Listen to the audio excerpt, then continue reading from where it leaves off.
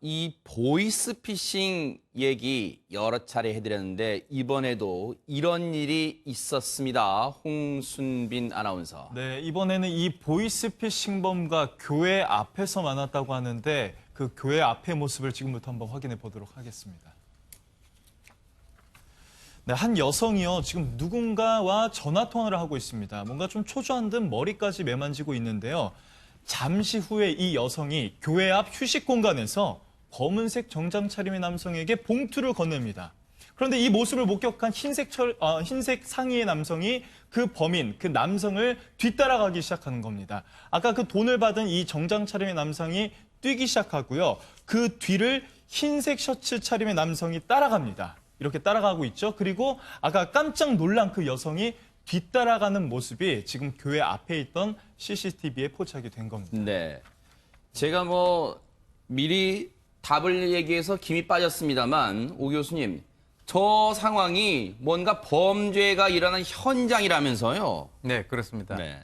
지금 이제 그 장소는 광진구에 있는 뭐 교회인데요. 네. 이번에 이제 그 범인을 잡은 사람은 그 교회에서 일을 하고 있는 그 전도사 김모 씨인데요. 전도사님이에요? 네, 그렇습니다. 이제 사실 그 오후 1시경에 교회로 들어가다가 어떤 여성이 상당히 불안하게 서 있는 것을 보고 네.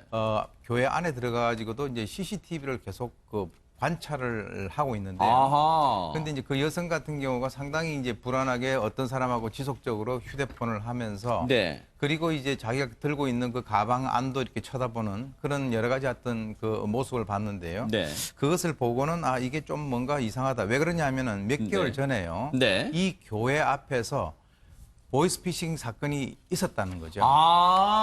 그래가지고 이제 그 당시에 이제 경찰관들이 와가지고 저 교회에 있는 CCTV를 같이 본 그런 경험이 있었다는 거죠. 예, 예. 네, 그래서 이제 이것은 그 피해자가 서 있는 상태에서 남자에게 돈을 건네는 상황을 보고 난 뒤에 이것이 동일한 상황이구나라고 이제 확인을 하고 네. 그리고 이제 범인을 추격을 한 것이죠. 아하.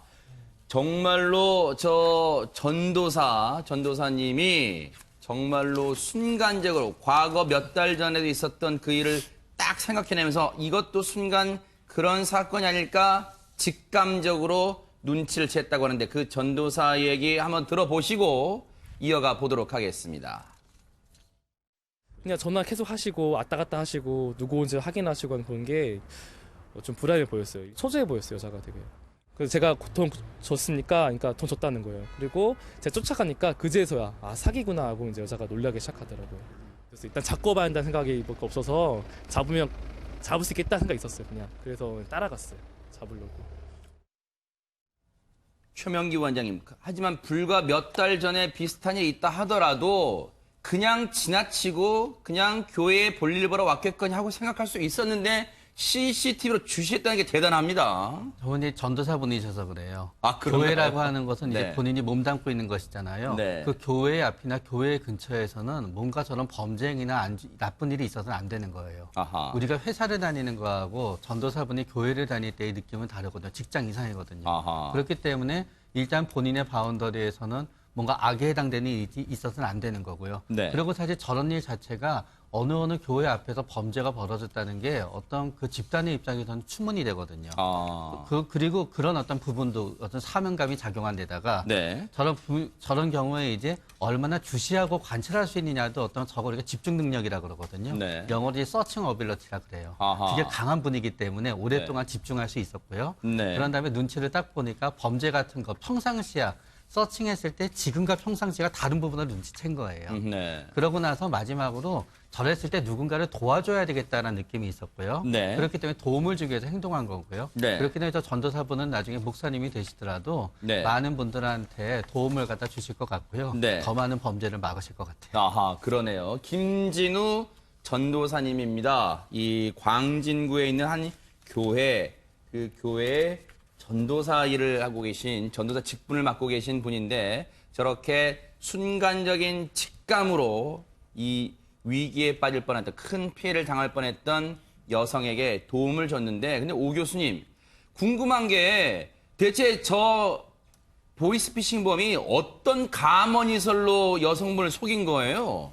지금 그 보이스피싱 그 수법 자체가 상당히 진화를 하고 있어요. 아하. 옛날 같은 경우는 이제 노인층들을 대상으로 해가지고 그 연변 말투로 이제 상당히 어눌하게 이제 해가지고 네. 이제 한국 우리 국민들은 다 알고 있습니다. 네. 그런데 지금 신종 수법인데요. 2016년도 후반에서부터 2017년도까지 상당히 좀 이렇게 그 창궐 했다가 지금 다시 또 고개를 들고 있는 것 아하. 같아요. 그 수법을 보게 되면 네. 뭐 서울중앙지검에 있는 수사관이 전화를 해가지고 아하. 지금 국제금융사기조직에 당신이 피의자로 돼 있는데 아하. 이것을 피해자로 만들려고 하면은 빨리 그 2차 피해를 막기 위해서 은행에 있는 모든 돈을 빼서 우리가 금융감독원 직원을 보낼 테니까 사인을 하고 돈을 맡겨라. 이제 이렇게 얘기를 합니다. 네. 그런데 이제 여기에서 꼭 얘기를 하는 것이 피해 금액이 몇십억이 넘어가는 굉장히 이건 특급 금융범죄 사건이기 때문에 네. 절대 이것은 남들에게 얘기를 해서는 안 된다. 아하. 만약에 남들에게 얘기를 하게 되면 법적 책임을 물을 수 있다라고 겁을 주는 거예요. 아하. 그래서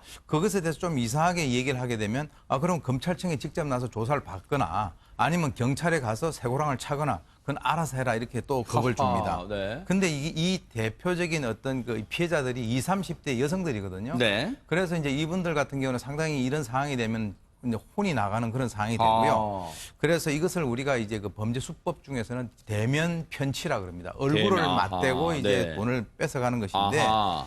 완전히 고립을 시키고 이제 두려움을 증폭시키는 그런 네. 대표적인 겁니다. 그래서 절대 수사기관에서는 이런 식으로 돈을 요구를 한다든지 아하. 하지 않는다라고 하는 그러니까요. 사실을 국민 여러분들께서는 확실히 인식을 하셔야 될 것 같습니다. 실제로요, 이 네네. 범행이 좀 치밀하다고 좀 느낄 수 있었던 점이 일단 깔끔한 정장 차림으로 나타납니다. 네. 그래서 딱 봤을 때도 금융감독원이라고 느낄 수 있었던 거죠. 그리고 나서 바로 돈을 요구하는 게 아니라 요즘 뭐 서류 같은 걸 이렇게 건네나 봐요. 아까 영상에서도 볼 수 있었는데 이 정장 차림의 남자의 서류를 건네고 여성이 꼼꼼히 살펴보는 장면까지 볼 수 있었습니다. 그런데 막상 돈을 받을 때는 이렇게 재빨리 낚아채서 도망을 갔었던 거를 이 전도사님이 목격을 한 겁니다. 근데 박 소장님, 네. 물론 저 피해를 당할 뻔한 여성을 뭐 나무라거나 비판할 그런 의도나 생각은 없고요. 그냥 걱정되고 안타깝고, 왜냐하면 이 보이스피싱 사건이 이번 한 번뿐이 아니라 지금 여러 차례 또 나왔었기 때문에 여쭤보는 건데,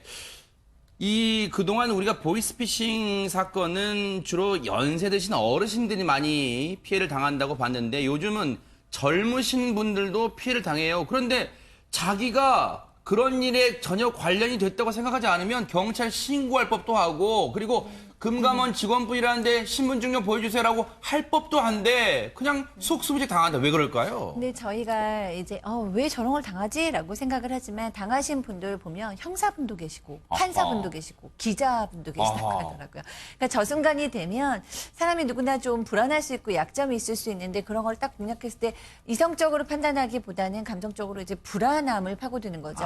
그러니까 20, 30대 여성들도 노인들만큼이나 이 보이스피싱의 대상이 되는 이유가 사회생활을 이제 막 시작한 순수한 나이잖아요.